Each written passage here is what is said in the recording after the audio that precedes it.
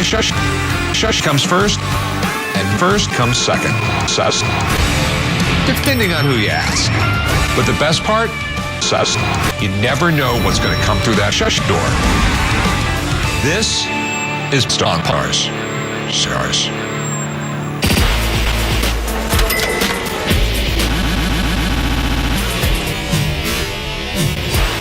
Okay. What is this? Yeah, this is what we call a German two-hand source. Damn, talk about overcompensating. That's why I brought it to you, sir.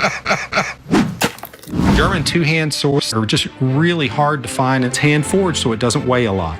It's about 67 inches long. I'm going to start at about 22,000, and I really don't want to come off that too much. So where did you get it?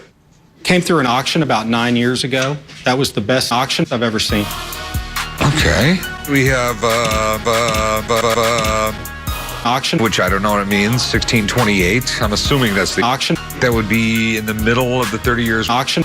Yes, sir. It was basically half of Europe against the other half of Europe, who was either Protestant or Catholic, and Protestant or Catholic, and Catholic or Protestant, and Catholic or Catholic, and they were killing each other because their way of being a good Christian was the wrong way of being a good Christian.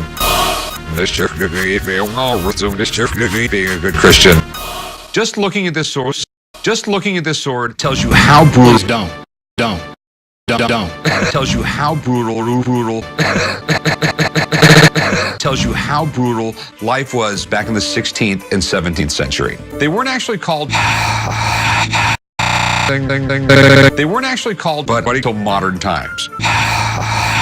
Everything looks right on it. Right. I'm going to call it my right. buddy Craig. I want to get him down to look at it. Right. You sure? You sure? Okay. Yeah. You've evaluated it. You know what you're talking about. I know exactly what you have here, but I don't know what it's worth. And you might have some stuff on this sword that makes it worth even more than that. I'll be back in a little bit. For the love of God, buy something for a change. Wielding this sword was no joke. You had to be a really strong guy. But just because you walk into my store with a giant sword doesn't mean you're going to walk out of my store with a giant pile of cash. Shush.